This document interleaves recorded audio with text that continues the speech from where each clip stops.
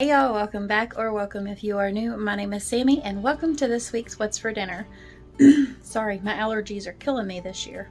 Anyways, I have 4 recipes for you this week and 2 of them are pretty simple. The other 2, one was my son's birthday dinner and then the other one will be featured in Croctober.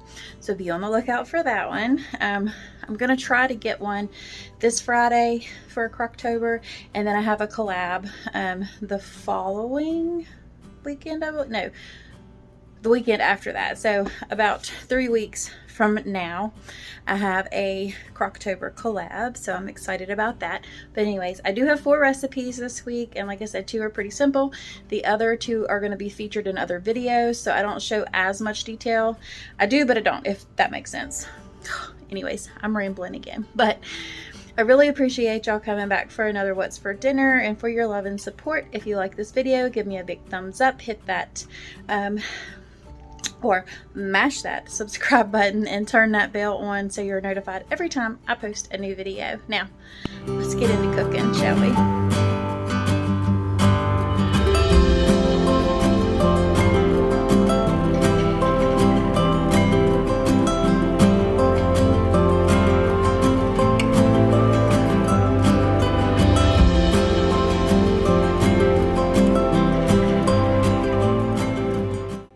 Okay, so to start off with, I'm going to make my homemade pizza. I have made that before on this channel, so I don't go into great detail. Plus, it's just pretty much cut and dry. This is what I used for mine. You can put any toppings that you want on yours. So we just have mushroom, red onion, bacon bits, pepperoni, and cheese. And I just went ahead and prepared all the toppings right there. And now I'm going to go ahead and get the crust out in the pan here in just a second. Get that. I made it in a sheet pan this time instead of just a regular one, so my son wanted square pizza. So this is what we're going to go ahead and do. I'm just greasing the bottom of the pan right here, and then I'm going to go ahead and get the dough already out. And then you want to par bake that dough a little bit so it is not too doughy. Basically, you just follow the directions on the back of the dough packets. Just use the Great Value or the Pillsbury, I think is what I had this time. So just follow directions on the back of that. After I got my dough spread out, I do season mine a little bit. So I put some Cavender's and garlic powder, I believe, on this. So I do season it because if I don't, I think it's too bland. So I like to have a little bit of flavor on my crust too. Y'all know me and my seasonings by now. So but anyways, that's what I'm going to do here. And then I'm going to put it in a 350-degree oven for about 5 minutes or so, just enough to where it's not doughy. So now here I'm going to go ahead and get it out. I'm going to put my sauce on it and top it, and then I will bring you back when it's all ooey gooey and done.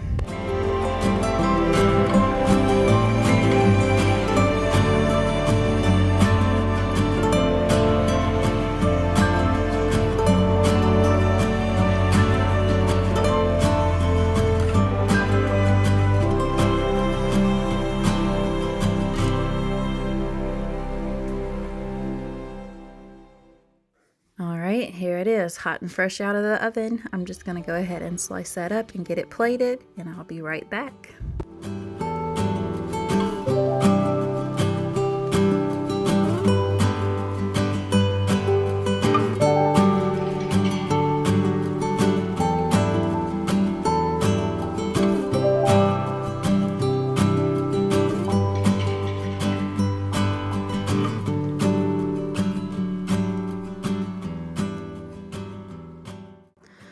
Alright, since we have it all plated up now, I just eat mine with ranch. I don't know what you all like yours with, or if you just eat it plain, or if you have a side salad, but this night I just wanted pizza, so that's what we had.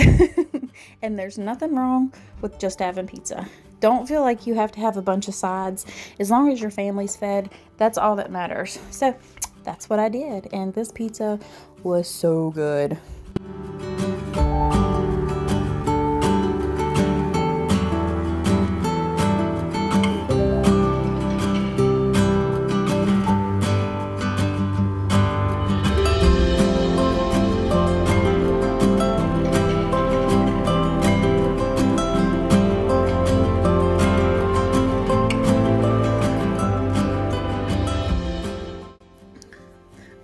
so this is going to be featured in the Croctober video that I was telling you about, but this dinner was so good. It's just the chicken and some baby potatoes with onions, and then I made a green beans on the side. So be on the lookout for this video if you're interested in the recipe, because it was phenomenal.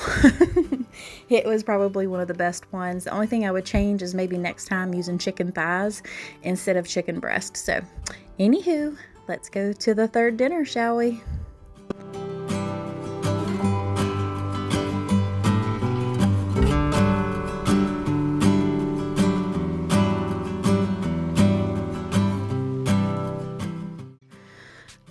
And for this one, we have French toast and sausage, which is one of our favorites around here. You just can't beat having breakfast for dinner, or at least not in my opinion, or in my household, because if I mention breakfast for dinner, everybody is like, yes.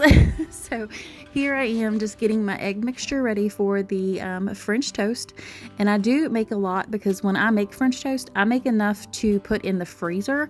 That way I have quick breakfasts, or, you know, even another dinner if it's just me and my husband here, or, you know, something like that. But to make my egg mixture, I do eggs, heavy whipping cream, vanilla, light brown sugar, and I mix all of that together along with some cinnamon. And all you do is you just have to whip it up. This is probably one of the simplest dinners ever. It doesn't take very long. It's just getting all the French toast ready. But that's what I'm going to go ahead and do now, and I'll be back when it's all done. Oh, and I do mention I use the Great Value ready-made sausage patty. So all you have to do is brown them up in the pan until they are warmed all the way through. And I like to get them just a little extra browned. But anyways, y'all, I will be right back whenever this is all done and ready to be plated up.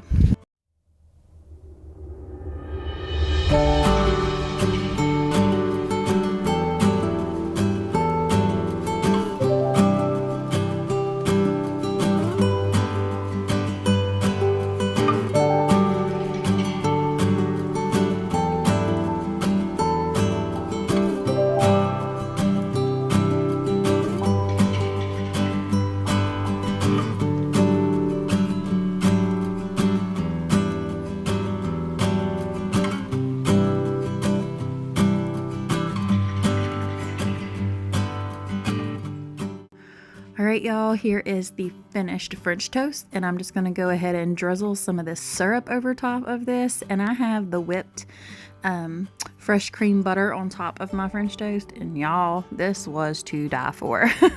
It was so good, and it really hit the spot this night, so I was happy that I went ahead and made it.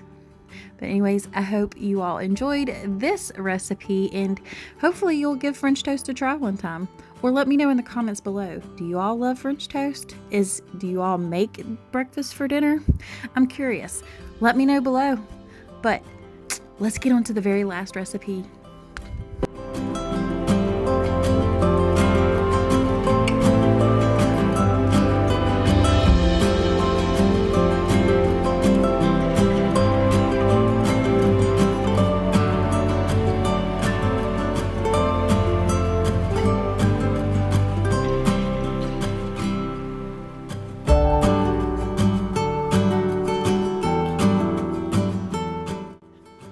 And last but not least, this was my son's 20th birthday dinner, so I wanted to go ahead and put it last.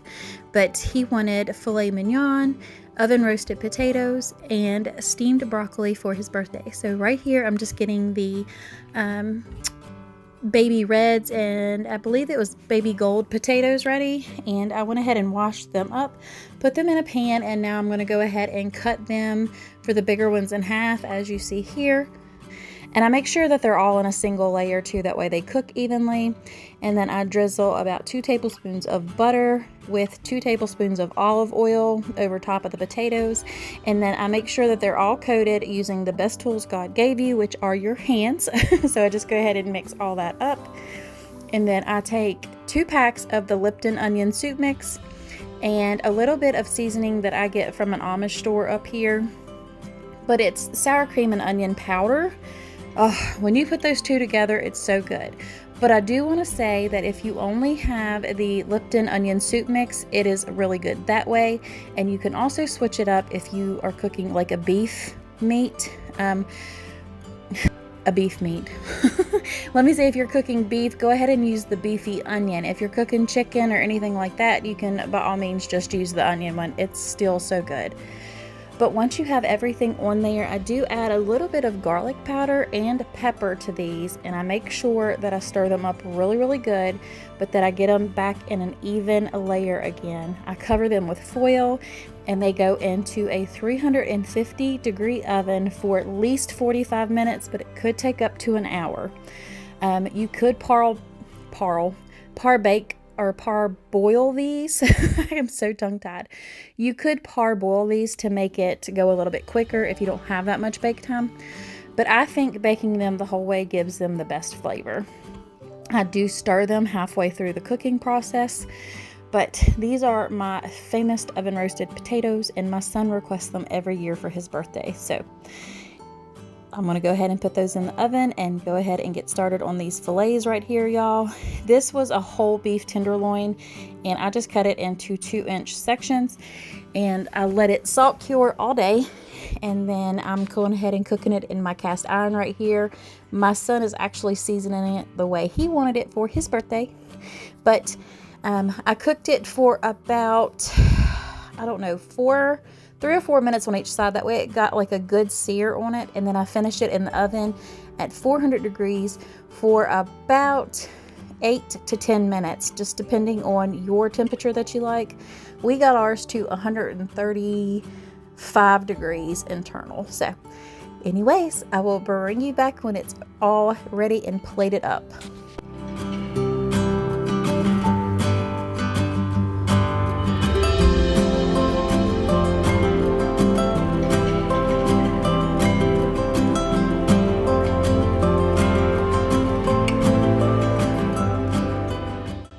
All right, y'all, here is the finished results, and I did top that with a garlic, butter, and parsley reduction on top of that, and we are going to go ahead and plate that up. Here is the steamed broccoli, the filet mignon, and the oven roasted baby potatoes. Now let me tell you something, this combination, you don't even need like a bread to go with it, in my opinion.